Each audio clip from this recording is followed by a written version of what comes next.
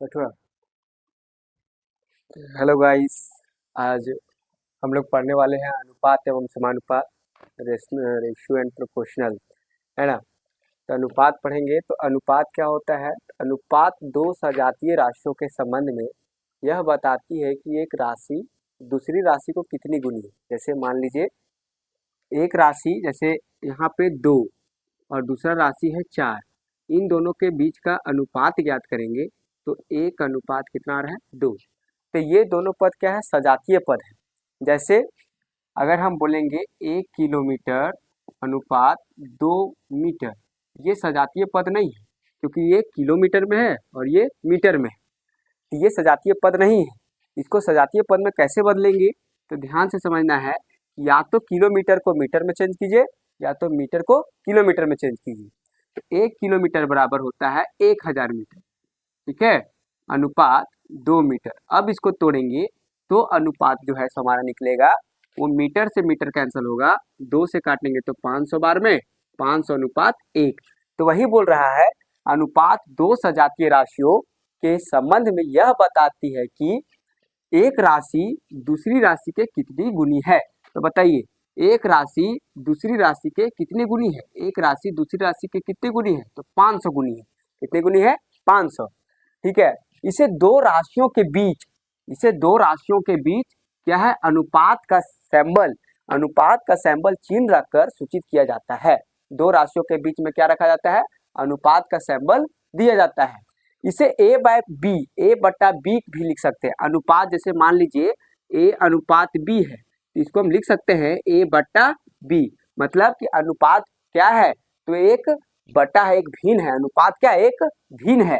तथा ए और बी का अनुपात कहलाता है। जैसे ए बटा बी क्या है? इसको लिख सकते हैं ए अनुपात बी। मतलब अनुपात एक भिन्न है, अनुपात सबसे छोटा एक भिन्न है जिसे हम ए बाय बी के रूप में लिख सकते हैं। और ए बाय बी का अनुपात मतलब ए अनुपात बी, ठीक है। देखिए, अब जैसे है कि सजातीय राशियों का तुलना जो हम लोग करते हैं वो किसके साथ करते हैं? अनुपात के साथ।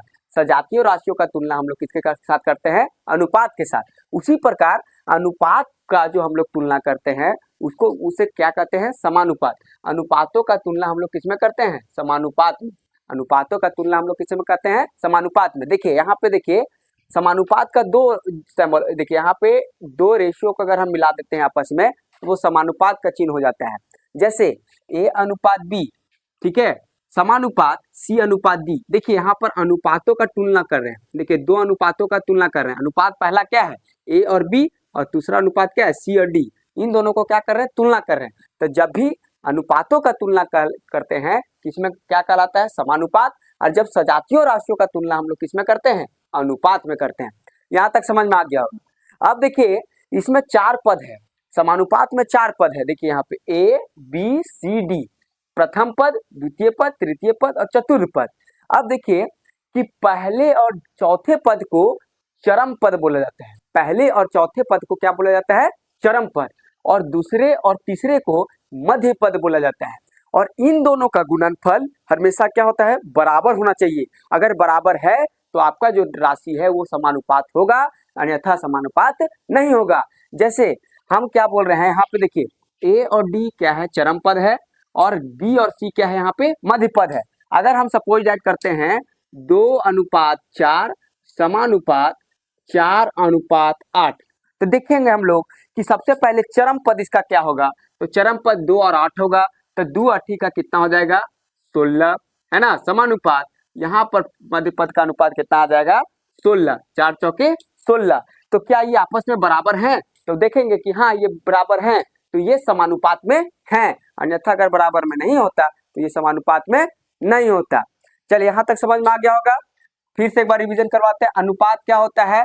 तो सजातीय राशियों का तुलना हम लोग किसमें करते हैं? अनुपात में। और अनुपात को हम लोग भी, अनुपात एक क्या है? छोटी भिन्न है, जिससे हम लोग पता करते हैं। और अनुपात भिन्न है, इसे हम लोग क्या करते हैं? तो बटा में भी लिखते हैं। अनुपात को हम लोग किसमें भी लिखते हैं?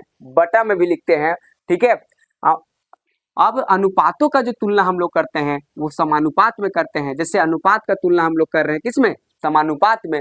और पहला और चतुर्थ पद को क्या बोलते हैं? चरम पद। और दूसरा और तीसरा पद को क्या बोलते हैं, मध्य पद। और इन दोनों का गुणनफल क्या होगा, हमेशा बराबर होगा, तभी क्या होगा, वो समानुपात होगा, अन्यथा समानुपात नहीं होगा। चलिए हम लोग बढ़ते हैं नेक्स्ट।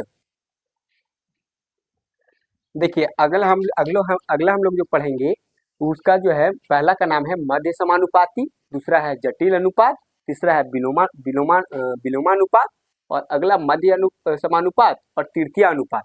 देखिए यहाँ से आपको ज्यादा सवाल आएगा, मध्य समानुपाती, मध्य समानुपात और तृतीय अनुपात से तीनों से ज्यादा सवाल आता है। अगर कुछ दे देगा, कोई वैल्यू दे देगा, बोलेगा कि 2 और 3 के मध्य समानुपाती का निकालिए, चाहे 4 और 5 का तृतीय अनुपाती निकालिए, इस प्रकार देगा। देखिए मध्य समानुपाती को हम लोग समझते हैं, अभी जो हम लोग पढ़े यहाँ इसमें है समानुपाती। समानुपाती का मतलब अनुपातों का तुलना। जैसे मान लीजिए कि मध्य समानुपाती क्या होता है, जैसे मान लीजिए ए इंटू अगर हम मान लेते हैं बी, तो देखिए मध्य समानुपाती का मतलब होता है कि जो मध्य समानुपाती का मतलब होता है कि मध्य का जो राशि होगा, मध्य में जो राशि होगा वो आपस में क्या होगा, तो मध्य समानुपाती होगा तो आपस में क्या होगा, आपस में बराबर होगा। जैसे अगर मान लीजिए यहाँ ए दिए हैं, यहाँ भी बी दिए हैं, तो यहाँ भी क्या होगा, बी, ठीक है, ए दिए हैं यहाँ बी दिए हैं, तो वहां पे क्या होगा बताइए। तो समझिए कि अगर हम यहाँ पे यहाँ पर ए बी दिए हैं और यहाँ पर हम दे दिए हैं सी, ठीक है, तो ध्यान से समझिए यहाँ पर मध्य समानुपात, देखिए मध्य का पद जो है वो आपस में बराबर है, मध्य का पद इसमें क्या है, आपस में बराबर है। तो क्या हम लिख सकते हैं, देखिए तो यहाँ ए सी गुना ए सी गुना बी स्क्वायर लिख सकते हैं। अगर हम यहाँ से पूरा चरम पद नहीं उठाएं तो चरम पद क्या हो जाएगा, ए सी, तो पहले इसको मध्य पद उठाते हैं, तो बी स्क्वायर होगा, बी स्क्वायर बराबर ए सी होगा कि नहीं होगा, बी स्क्वायर बराबर ए सी, क्योंकि देखो बी को बी से गुना करेंगे तो बी स्क्वायर हो गया बराबर क्या हो गया, ए सी। तब बताइए कि जब स्क्वायर इधर हटेगा तो उधर क्या पड़ेगा, रूट, तो बी बराबर लिख सकते हैं क्या, रूट ए सी। तो बी क्या माने हैं, मध्य अनुपात माने हैं। तो बताइए मध्य समानुपात का फॉर्मूला जो आया, मध्य समानुपात बराबर क्या आया, रूट अंडर ए सी, मतलब बाह्य पदों का गुणनफल। मतलब मध्य समानुपाती का मतलब होता है कि उनके बाह्य पद रूट अंडर बाह्य पदों का गुणनफल। कैसे आया ध्यान से समझिए, जैसे ए मध्य समानुपाती में दोनों आपस में क्या होगा, बराबर होगा, तो ए रेशियो बी समानुपात बी रेशियो सी। तो देखिए इसका चरम पद क्या होगा, ए सी, और बी को बी से गुना करेंगे तो बी स्क्वायर, तो बी स्क्वायर उधर टूटेगा तो क्या चीज हो जाएगा, रूट में, तो बी बराबर रूट अंडर ए सी। ए सी क्या है यहाँ पे, अंतिम पद है, ए सी क्या है, अंतिम पद। तो मध्य समानुपाती बराबर क्या होता है, रूट अंडर बाह्य पदों का गुणनफल, रूट अंडर बाह्य पदों का गुणनफल। यहाँ तक समझ में आ गया होगा, ठीक है। अगला हम लोग चलते हैं जटिल अनुपात। जैसे मान लीजिए यहाँ पर आपको 2-3 अनुपात दिया रहेगा, जैसे मान लीजिए ए अनुपात बी, है ना, अगला है सी अनुपात डी, अगला दिया हुआ है ई अनुपात एफ, बहुत सारा अति दिया है, ठीक है, अनुपात दिया रहेगा और इसका जटिल अनुपात निकालना पड़ेगा। तो देखिए जटिल अनुपात निकालने के लिए इनके जो है बाह्य पद, इनके जो बाहर का जो पद है, शुरुआत का जो पद है उसको गुना करेंगे, तो ए सी और ई, तो हम लिख सकते हैं क्या, ए सी, क्या लिखेंगे, ए सी ई, है ना, ए सी ई बट्टा B D F, B D F, A C E बट्टा बी डी एफ, मतलब इनके बाहरी पदों का गुणनफल बटा इनके आंतरिक पदों का गुणनफल क्या कहलाता है, जटिल अनुपात कहलाता है। उसी तरह विलोमानुपात क्या होता है, विलोमानुपात का मतलब इन्वर्स, इन्वर्स का मतलब उल्टा। जैसे अगर हम बोले ए बट्टा बी है तो इसको लिखेंगे विलोमानुपात में ए बट्टा 1/a अनुपात 1/b, इसको क्या कहते हैं, विलोमा अनुपात, मतलब इन्वर्स। इन्वर्स करेंगे मतलब ए का इन्वर्स होगा 1/a और बी का इन्वर्स होगा 1/b। अब देखिए मध्य समानुपात क्या होता है, थोड़ा समझ लेते हैं। मध्य समानुपात अभी हम लोग बताएं, मध्य समानुपात वही अभी देखिए यहाँ पर क्या बताए थे कि ए अनुपात बी है, समानुपात है बी अनुपात सी। इसका मतलब है कि जो AC जो होगा तो यहाँ लिख सकते हैं AC बराबर बी स्क्वायर और रूट अंडर AC बराबर क्या हो जाएगा, बी, और AC क्या माने हैं, तो बाह्य पदों का गुणनफल माने हैं।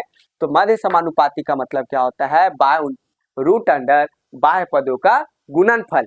अगला है तृतीय अनुपाती। देखिए तृतीय अनुपाती ध्यान से समझिएगा, जैसे तृतीय अनुपाती निकालना है तो क्या करेंगे तृतीय अनुपाती में निकालने के लिए, तो समझिए जैसे मान लीजिए कि तृतीय अनुपाती आपको निकालना है और मध्य पद दिया हुआ है, तो तृतीय अनुपाती कैसे निकलेगा ध्यान से समझना है, ठीक है। जैसे अगर हम तृतीय अनुपाती निकालना है और मध्य पद दिया रहेगा तो क्या करेंगे, जैसे यहाँ मान लीजिए यही वाला लेते हैं ए अनुपात बी अनुपात बी, ठीक है, और ये अनुपात जो दिया हुआ है ये हमको मान लीजिए निकालना है, ये मान लीजिए हम निकालना है, ठीक है। तो इसको कैसे निकालेंगे ध्यान से समझिएगा। अगर हम बताइए यहाँ पर हमको यहाँ पे अगर मान लीजिए तृतीय अनुपाती निकालना है, ठीक है, यहाँ पर क्या निकालना है, तृतीय अनुपाती को हम मान लेते हैं एक्स, क्या मान लेते हैं एक्स, ठीक है, तृतीय अनुपाती को क्या मान लेते हैं एक्स। तो बताइए यहाँ पर ए से एक्स को गुना करेंगे तो यहाँ पर क्या हो जाएगा ए एक्स बराबर बी को बी से गुना करेंगे तो क्या आएगा बी स्क्वायर, आएगा कि नहीं आएगा। अब जब x गुना में है उधर जाएंगे तो क्या हो जाएगा डिवाइड में हो जाएगा, तो बताइए तो x बराबर क्या हो जाएगा बी स्क्वायर बाय ए होगा, बी स्क्वायर बाय ए होगा। तो x क्या माने थे, तृतीय अनुपाती माने, तृतीय समानुपात माने, तृतीय अनुपात माने थे, तो तृतीय अनुपात का फॉर्मूला होता है x बराबर तृतीय अनुपात बराबर बी स्क्वायर बाय ए, मतलब उनके मध्य पदों का मध्य पद का गुणनफल मध्य पद का स्क्वायर बटा ए। जैसे अगर हम लोग इसको लिखना चाहेंगे तो तृतीय अनुपात अनुपात बराबर B square by A, B square by A. तो आपको याद क्या करें, सब समझना क्या है कि जब मध्य समानुपात निकालेंगे तो मध्य का पद बराबर होगा और मध्य का पद बराबर होगा तो ए सी मतलब बाह्य पदों का गुणनफल जो चरम पद होता है ए सी है ना, ये बी स्क्वायर के बराबर होगा और स्क्वायर टूटेगा तो उधर रूट में जाएगा। तो मध्य समानुपाती का बराबर क्या होता है, तो रूट अंडर ए सी या तो बाह्य पदों का गुणनफल है ना, रूट अंडर बाह्य पदों का गुणनफल, ये याद करना है। दूसरा याद कर ये समझना है कि विलोमानुपात क्या होता है, इन्वर्स क्या होता है। जैसे किसी भी रेशियो का इन्वर्स करेंगे तो ऊपर में क्या हो जाएगा 1 और नीचे में ए आ जाएगा। पहला ये चीज याद रखना है, दूसरा ये, और तीसरा जो है ये यहाँ पे याद करना है तृतीय समानुपात, तृतीय अनुपात। जैसे ए यहाँ ए था, ये पहला पद, ये मध्य समानुपात, ये तृतीय अनुपात, तो मध्य पद को हम मान लिए बी और पहला अनुपात को मान लिए ए, तो x मान लिए तृतीय अनुपात, ठीक है। तृतीय अनुपात को x मान लिए तो चरम पद का गुना करेंगे तो ए एक्स होगा बराबर बी स्क्वायर होगा, तो यहाँ x बराबर क्या हो जाएगा बी स्क्वायर बाय ए, मतलब तृतीय अनुपात बराबर बी स्क्वायर बाय ए। आशा करते हैं यहाँ तक समझ में आ रहा होगा। चलिए अब लोग आगे की ओर जाते हैं, ठीक है। यहाँ तक समझ इंपॉर्टेंट ये है और ये है, बाकी ये सब थोड़ा सा समझना है। चलिए आगे चले, आगे हम लोग चलते हैं, ठीक है। तो अगर हम लोग अभी देखते हैं कि जैसे 4 पद हम सिखाए हैं, समानुपात में 4 पद सिखाए, अनुपात, ठीक है, समानुपात किसे कहते हैं, तो उसमें क्या करते हैं अनुपातों का तुलना करते हैं। जैसे मान लीजिए यहाँ पर हम मान लीजिए ए अनुपात बी समानुपात सी अनुपात डी, ये अभी हम बताएं सी अनुपात डी, ठीक है, ये है। तो समझिए इसको बात के, जहां पर बताइए जहां ए बराबर क्या है पहला पद, पहली पद है ना, दूसरे बी बराबर क्या है दूसरी पद, दूसरी पद, सी बराबर क्या है तीसरी, तीसरी, ठीक है, तीसरा ना, तीसरा, तीसरा ना, तीसरा पद, और डी बराबर क्या है, डी बराबर है चौथा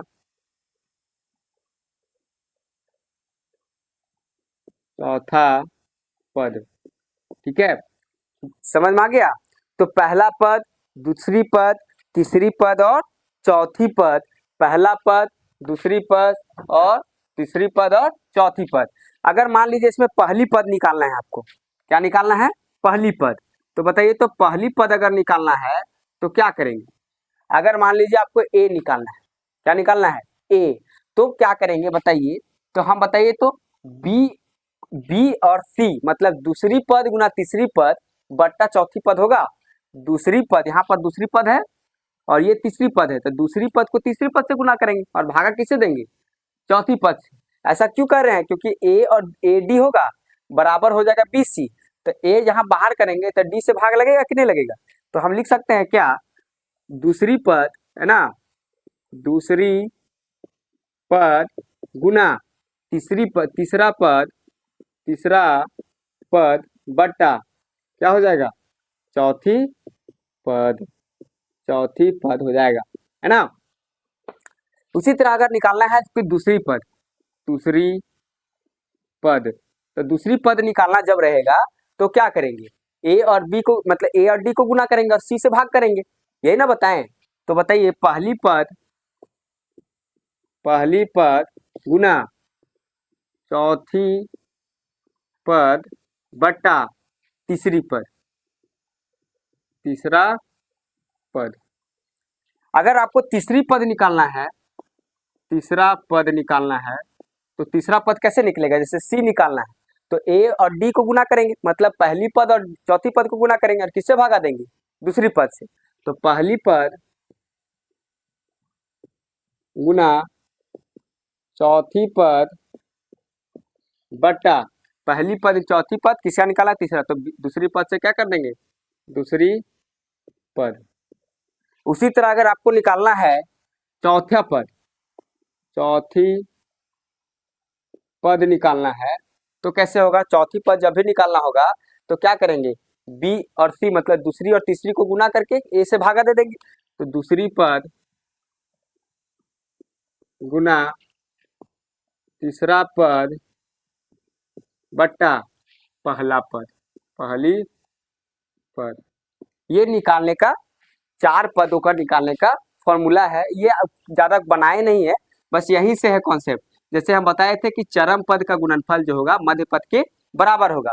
तो जैसे मान लीजिए पहली पद निकालना है तो पहली पद निकालना है, जैसे मान लीजिए ए और डी को गुणनफल होगा तो ए डी का गुणनफल होगा बी सी से।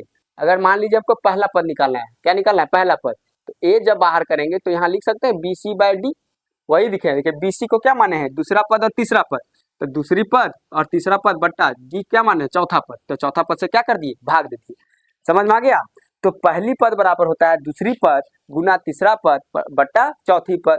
दूसरी पद निकालना है तो पहली पद गुना चौथी पद बट्टा तीसरा पद निकालना है तो पहली पद गुना चौथी पद बट्टा दूसरी पद। चौथी पद निकालना है तो दूसरी पद गुना तीसरा पद बट्टा पहली पद। चलिए आशा करते हैं समझ में आ रहा होगा। अब हम लोग आगे बढ़ते हैं क्वेश्चन की ओर। चलिए थोड़ा ठीक है ना बाबू, करो ना।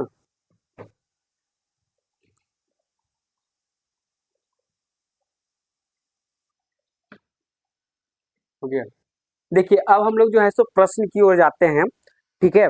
जो अभी हम दिए कॉन्सेप्ट वो तो कॉन्सेप्ट था, अब हम लोग धीरे धीरे क्वेश्चन प्रश्न की ओर जाएंगे तो हम लोग को पता चलेगा कि कैसे हम लोग बनाते हैं, ठीक है। चलिए क्या है, नीचे दिए गए प्रश्न में प्रश्न चिन्ह के स्थान पर क्या आएगा, जैसे प्रश्न चिन्ह जहां जहां है वहां पर क्या आएगा। तो देखिए नॉर्मल सा सवाल है, आपको हम लोग आपको हम पढ़ा चुके हैं कि देखिए पहला पद, दूसरा पद, तीसरा पद और चतुर्थ पद। देखिए यहाँ पर पहला पद दिया हुआ है, दूसरा पद दिया हुआ है, तीसरा पद दिया हुआ है, निकालना क्या है, चौथी पद। तो बताइए चौथी पद हम जब निकालने के लिए बोले थे, जैसे हम निकालने क्या बोले थे, चौथी पद निकालने के लिए क्या बताए थे, चौथी पद निकालने के लिए क्या बताए थे, दूसरी गुना है ना, दूसरी पद गुना तीसरा पद बट्टा क्या बताए थे, तीसरा पद बट्टा क्या बताए थे, पहली पद। अब बनाइए, देखिए दूसरी पद कितना है, तो दूसरी पद 13 है, ठीक है, मान लीजिए 13 इंटू तीसरी पद कितना है, 64 है, बट्टा पहला पद कितना है, 4। तो अब निकल जाएगा क्या, चौथी पद। तो देखिए 4 से काटिएगा तो 64 कितना बार बन जाएगा, 16 चौक कितना होगा, 64, है ना। अब इसको गुना कीजिए, तो देखिए 16 को 13 से गुना करना है तो 16 तिया 48 का 8 हाथ में बचा कितना, 4, 16 एकम 16 और 4 कितना आ गया, 20, तो 208 कितना आ गया, तो चौथी पद कितना आ गया, 208।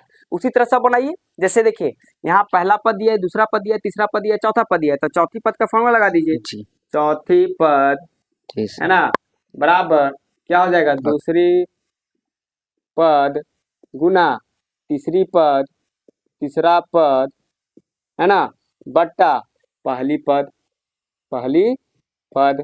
तो देखिए दूसरी पद कितना है, तो दूसरी पद है 15 गुना तीसरी पद कितना है 45 बट्टा पहली पद कितना है 9। अब 9 से काटिए, तो 9 से कौन कट रहा है, देखिए 9 पचे 45, अब 15 पचे कितना हो गया 75, 15 पचे कितना हो गया 75। तो यहाँ पर चौथी पद कितना आया 75। उसी तरह देखिए यहाँ पर पहला पद दिया है, तीसरा पद दिया है, चौथा पद दिया है, निकालना क्या है दूसरा पद। तो दूसरा पद का फॉर्मूला हम बताए थे, जैसे मान लीजिए दूसरी पद का फॉर्मूला जो हम बताए थे, दूसरी पद का फॉर्मूला वो पहला पद है ना, पहली पद गुना चौथी पद था, पहली पद गुना चौथी पद बट्टा क्या था तीसरा पद, तीसरा पद। जब तीसरा पद से भाग देंगे तभी ना चौथा पद निकलेगा, क्योंकि वो दोनों तीसरा और चौथा क्या होता है, दूसरा और तीसरा क्या होता है, दूसरा और तीसरा जो है मध्य पद होता है। तो देखिए पहली पद कितना है 45 गुना चौथी पद कितना है, चौथी पद कितना है, चौथी पद आपका है 2 है ना, बट्टा तीसरी पद कितना है आपका 3। तो 3 से काटिए, 15 तिया 45, 15 दूनी 30, आंसर कितना है 30। उसी तरह चौथा निकाल लीजिए, चौथा में देखिए चौथी पद निकालना है, तो चौथी पद का फॉर्मूला लगाइए, चौथी पद बराबर हो जाएगा पहली पद दूसरी पद, दूसरी पद गुना तीसरा पद, तीसरा पद बट्टा कितना होगा पहला पद, पहली पद। जब पहली पद से भागा देंगे तब चौथी पद निकलेगा, क्योंकि पहली और चौथी जो है वो चरम पद का चरम पद होता है। दूसरी पद कितना आ गया 28 गुना तीसरी पद कितना आ गया 27 बट्टा 8।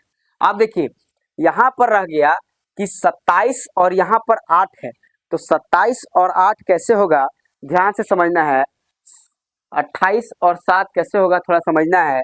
कि जैसे यहाँ पे अब देखिए क्या है 8 यहाँ 28, तब इसको काटिए तो देखिए तो 4 बार में जा रहा है, ये जा रहा है आपका कितना बार में है 7 चौके 28, 7 चौके 28 बार में जा रहा है, 4 बार 4 से अगर काटिएगा तो देखिए यहाँ सॉरी यहाँ 14 बार में दीजिए, और यहाँ 2 से काटिएगा तो 2 बार में, यहाँ कितना बार में जाएगा 7 बार में, तो 27 × 7 बाय 2, तो 27 सत्ते कितना होता है, देखिए 27 सत्ते तो सत्ते सत्ते 49 का 9 हाथों बचा 4 है ना, 7 दूनी 14, 14 4, 14 4 18, 189 बट्टा 2, ये आ गया आपका आंसर 189 बट्टा 2।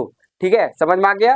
यहाँ देखिए 4 से डायरेक्ट काट सकते थे, 4 दूनी 8, 7 चौका 28, तो 27 साथी कितना हो गया 7 7 49, हाथों बचा 4, 7 दूनी 14 4 18, 189 बचा, और यहाँ पर कितना आ गया 2, तो 189 बट्टा 2।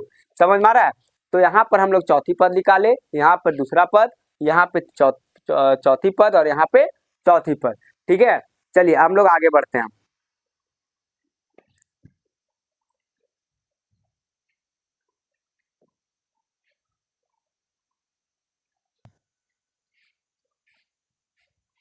चलिए तो अभी जो हम लोग पढ़ेंगे वो टाइप्स नंबर 2 है, अनुपात समानुपात का टाइप्स नंबर 2, और आज के लिए अंतिम है। ठीक है अब फिर हम लोग जो मिलेंगे कल इसी टाइम मिलेंगे। तो आज का जो टाइप्स 2 है उसमें कॉन्सेप्ट क्या है, देखिए जब अनुपात आपको बहुत सारा दिया रहेगा, जैसे मान लीजिए A अनुपात B दिया रहे, B अनुपात C दिया रहे और C अनुपात D रहा, और तुमसे पूछ देगा चाहे आपसे पूछ देगा A अनुपात D का मान, A अनुपात B का मान, A अनुपात C का मान, या मान लीजिए C अनुपात D का मान, किसी का भी मान पूछ सकता है। जैसे मान लीजिए यहाँ पे दिया हुआ A अनुपात B, तो उसी तरह लिख देना है। देखिए सिंपल कॉन्सेप्ट है, एकदम शॉर्ट ट्रिक बता रहे हैं। जैसे देखिए A लिखना है, B लिखना है, और कहाँ तक गए हैं दोस्त, तो यहाँ पर C तक गए हैं, तो C तक लिख दीजिए, कोई दिक्कत नहीं है, तो लिख दिए A अनुपात B अनुपात C, यहाँ तक लिखने में कोई दिक्कत नहीं है। तो A अनुपात B का मान कितना है 2 अनुपात 3, यहाँ पे देखिए ध्यान से समझिएगा 2 अनुपात 3, ठीक है लिख लिए। B अनुपात C का मान कितना है, तो 4 अनुपात 5, तो B का मान कितना है 4, तो यहाँ 4 लिख दिए, और 5 C का अनुपात कितना है 5, तो इस तरह लिख लिए, कोई दिक्कत नहीं होगा। अब जो छूटा हुआ है जिसके आगे जो रहेगा बस वही लिख देना है। जैसे यहाँ पे देखिए ध्यान से, यहाँ पर 4 छूटा हुआ है, तो यहाँ पर 4, इसके पीछे कौन है 4, तो यहाँ पर हम लोग 4 लिख देंगे। बताइए इसके 3 के आगे क्या लिखाएगा, तो 3 ही लिखाएगा, क्योंकि 3 है तो 3 के आगे क्या लिखाएगा 3 लिखाएगा। अब देखिए इसको नॉर्मल से गुना करना है, इसको क्या नॉर्मल से गुना करना है। देखिए 3 पच्चे का 15 अनुपात 3 चौके 12 अनुपात 4 दूनी 8। अब आपके पास आ गया A का वैल्यू आ गया 8, बी का आ गया 12 और सी का आ गया आपका 15। अब आपको निकालना क्या है, ए और सी। तो ए अनुपात सी मतलब ए का मान कितना है 8 और सी का मान कितना है 15, 8:15। तो देखिए कोई ऑप्शन में है पहला, दूसरा, तीसरा, चौथा, किस ऑप्शन में है? तो ऑप्शन देखेंगे यहाँ पर 8/5 है तो ये तो होगा नहीं, यहाँ 15/8 है तो ये तो होगा नहीं क्योंकि इन्वर्स हो जाएगा, उल्टा हो जाएगा, है ना, मतलब इधर हो जाएगा। अब यहाँ पर देखिए 8/15 है तो क्या ये सही है तीसरा? तो सब आपका सही आंसर क्या होगा? तीसरा। यहाँ पे समझे, कॉन्सेप्ट समझ में आ गया होगा कि जहां तक हम लोग का जब जाएगा वहां तक लिख लेना, जैसे ए अनुपात बी अनुपात सी, और जैसे लिख देना है